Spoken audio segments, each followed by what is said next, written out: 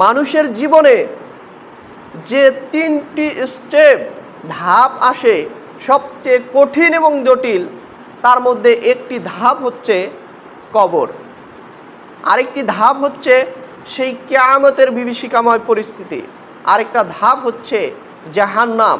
এই মানুষের 3টা যে কঠিন এবং জটিল ধাপ, এই ধাপগুলোর মধ্যে একটা হচ্ছে এই কবর।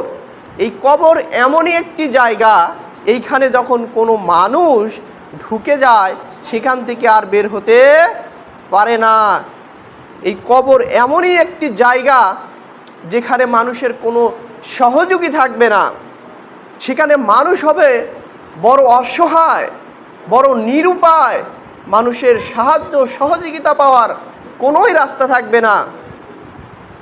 সেদিন মানুষ কতটা অসহায় আর কতটা ক্ষতিগ্রস্তর মধ্যে থাকবে তা ভাষায় প্রকাশ করার মতো নয়।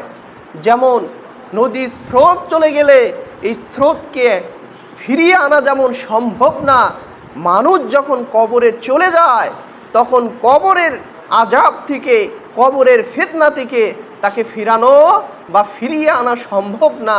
এমনই জটিল এবং কঠিন একটা স্থান হচ্ছে এই কবর। এই কবর সম্পর্কে কোরআন এবং হাদিস থেকে এক অনন্য বিবরণ পেশ করার চেষ্টা করব ইনশাআল্লাহুল আজিজ। রব্বি ইশরাহ লি সাদরি ওয়া ইয়াসসির লি আমরি ওয়াহলুল উকদাতাম মিন লিসানি ইয়াফকাহু কওলি। তাহলে বলতেছিলাম, কবর এমনই একটা দুর্ভিক্ষ জায়গা, কবর এমনই একটি মারাত্মক জায়গা, সেটা আপনাকে আমি কি দিয়ে বুঝাই। এই কবর যত কঠিন এবং জটিল, কবর যেমন কঠিন তার চেয়ে কঠিন এবং জটিল পরিস্থিতি হবে সেই কিয়ামতের দিন। কিয়ামত যত কঠিন এবং জটিল, তার চেয়ে হাজার গুণে, তার চেয়ে লক্ষ গুণে জটিল এবং কঠিন হচ্ছে সেই জাহান্নাম। জাহান্নাম কত জটিল এবং কত কঠিন, এটা আপনাকে আমি কি দিয়ে বুঝাই। অতএব এই বিভীষিকাময় পরিস্থিতির দিনগুলোকে আমরা অতিবাহিত করতে হবে।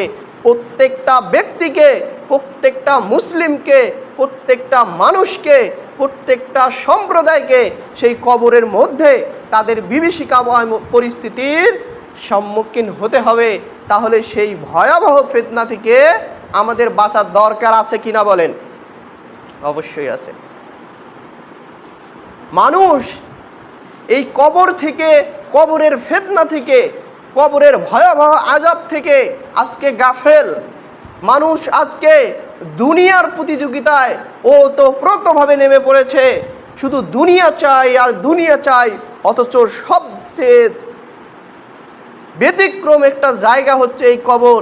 এই কবরের জন্য মানুষের কোনো চিন্তা, মানুষের কোনো চেতনা নাই।